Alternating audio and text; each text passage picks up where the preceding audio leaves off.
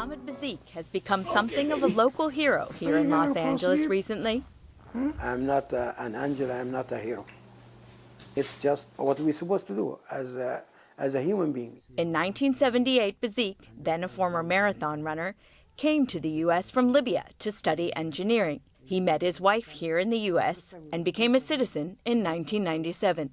But today he is a different kind of champion. His distinction? He is the only foster parent in this city of 4 million who cares solely for terminally ill children. Open, good. What happens if you get sick? Father doesn't get sick day. It is not a glamorous job. You have to do it from your heart, really. If you do it for the money, you're not gonna stay for long. Over almost 3 decades, he and his wife cared for scores of children. 10 have died in his care. Most of the children he's taken recently are born with terminal illnesses. Sometimes they are abandoned or born to parents with drug addiction.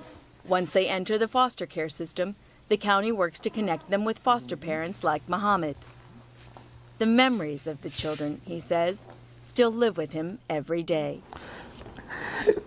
And this is the kid who died with cancer. He has a cancer, he died. They operate on him, and they find the cancer separate all of his organs. So the doctor said, they stitched him back and said, there's nothing we can do for him. Today he lives with a 6-year-old foster daughter born with microcephaly, a rare disorder in which a baby's brain doesn't fully develop. She cannot see or hear. She responds only to touch. At 7 weeks old, the county took her from her biological parents. They called Bazik, and he agreed to take her in. He also cares for his biological son, Adam, who himself was born in 1997 with brittle bones, dwarfism, and other physical challenges. Taking in critically ill children is a painful process. He knows at the start their time together will be short. I know it's heartbreak. I know it's a lot of work.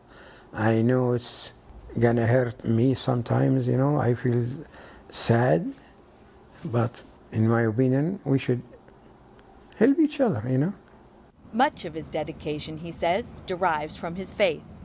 Bazik is a practicing Muslim, and his story gained special notice recently after President Trump issued an executive order seeking to bar immigrants from 7 majority Muslim nations, including his own home country of Libya.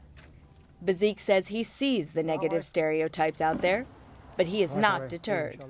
As a Muslim, I don't hate nobody. I love everybody, I respect everybody. His faith has continued to guide him through many heartbreaks.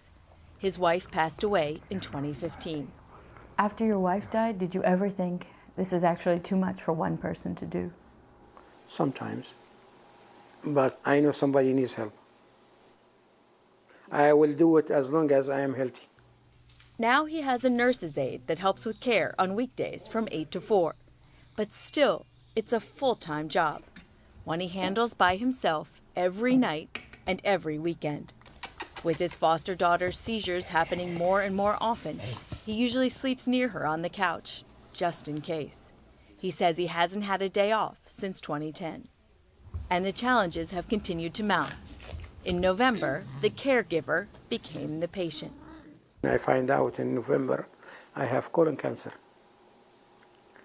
And they told me they operate on you in December.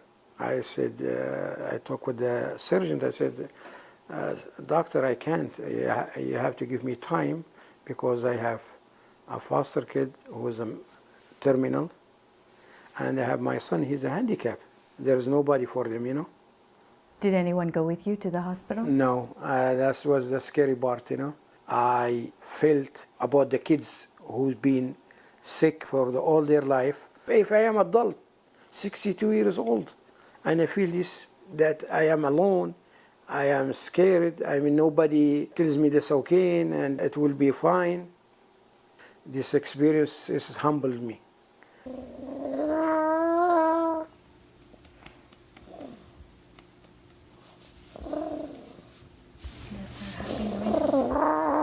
He's talking. She's talking. There's so much heartbreak, and yet you keep doing it, I mean, these kids need somebody. even if there's that much heartbreak. Even the heartbreak. This, I mean, to me, death is part of life, and I'm glad that I helped these kids go through this period of his time, you know, and I helped him. I be with him. I comfort him. I loved him or her, and until he pass away, I am with him and make him feel he has a family and he has somebody who cares about him and loves him. That they're not alone. No, they're not alone. Bazik underwent a successful cancer surgery in December, and treatment is ongoing. His story has received wide attention that led to an online fundraising drive that has already raised over $200,000. He says he will use the money for a new roof, air conditioning, and maybe even a replacement for his 14-year-old van. I was reading all the comments that people put on the internet. I was crying because of their kindness and the nice word they said. And in the end, he says he has been humbled by just how much his story has brought out others' heart and humanity. I can't describe the feeling, you know.